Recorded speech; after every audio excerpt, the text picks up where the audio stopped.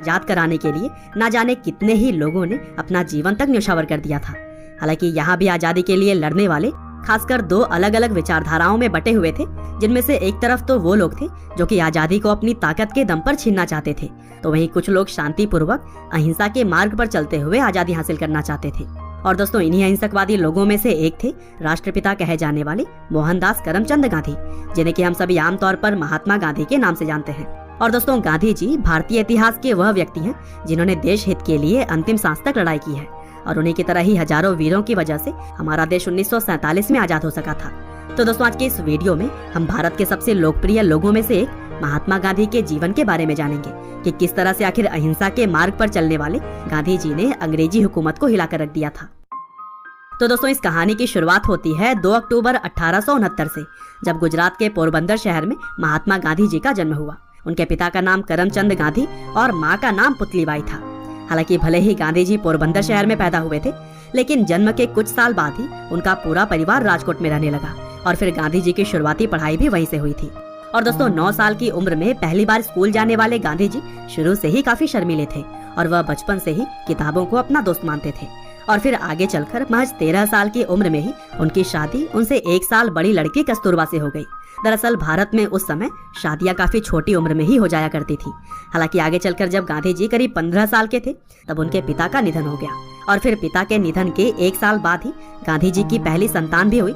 लेकिन दुर्भाग्य से जन्म के कुछ समय बाद ही बच्चे की मृत्यु हो गई थी, और इस तरह से गांधी जी के ऊपर मानो दुखों का पहाड़ टूट पड़ा हो।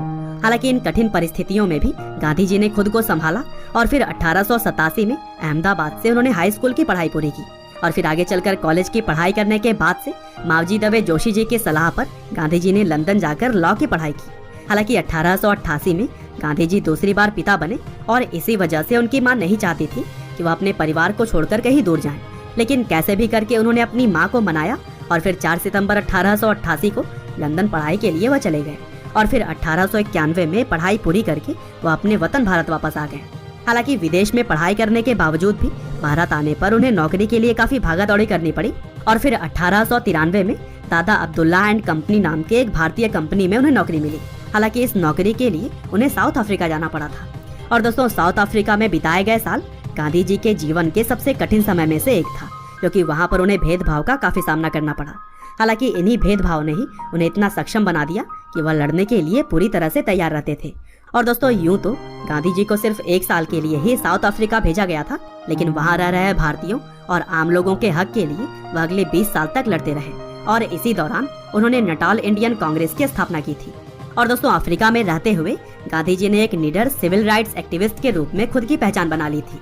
और फिर गोपाल कृष्ण गोखले, जो कि इंडियन नेशनल कांग्रेस के एक सीनियर लीडर थे, उन्होंने गांधी जी से भारत वापस आकर अपने देश को आजाद करवाने के लिए लोगों की मदद करने की बात कही। और फिर इस तरह से 1915 में गांधी जी भारत वापस आ गए, और फिर यहाँ आकर उन्होंने इंडियन नेशनल कांग्रेस ज्वाइन करके भारत की आजादी में अपना सहयोग शुरू कर दिया। और दोस्तों, भारत के अंदर महज कुछ सालों में ही वह लोगों के चहेते बन गए, और फिर अहिंसा के मार्ग पर चलते हुए उन्होंने भारत के लोगों में एकता की गांठ बांध दी। यहाँ तक कि उन्होंने अलग अलग धर्म और जात के लोगों को भी एक साथ लाने का काम किया। और दोस्तों, 1922 में गांधी जी ने असहयोग आंदोलन चलाया, जिसके तहत अंग्रेजी चीजों का इस्तेमाल भारतीय लोगों ने लगभग बंद कर दिया था। और फिर जब यह आंदोलन काफी सफल साबित हो रहा था, तब महात्मा गांधी को 1922 में 2 सालों के लिए जेल भेज दिया गया। हालांकि गांधी जी के जेल जाने पर लोगों के अंदर और भी गुस्सा आ गया, जिसकी वजह से पूरा भारत अब एक होने लगा था। और फिर इसी कड़ी में ही मार्च 1930 में दांडी यात्रा को भी अंजाम दिया गया, जिसमें कि 60,000 लोगों की गिरफ्तारी हुई। और फिर इसी तरह से ही आगे भी गांधी जी के नेतृत्व में क्विट इंडिया मूवमेंट की तरह ही कई और भी आंदोलनों को अंजाम दिया जाता रहा, और इस दौरान गांधी जी की बहुत बार गिरफ्तारी भी हुई। लेकिन दोस्तों, महात्मा गांधी के द्वारा लगाई गई चिंगारी अब लोगों के भीतर आग बनकर जलने लगी थी, और यही वजह थी कि गांधी जी के साथ साथ बाकी क्रांतिकारियों ने मिलकर 1947 में देश को आजाद कराने में अहम रोल अदा किया, और फिर 15 अगस्त 1947 को हमारा भारत देश आजाद हो गया।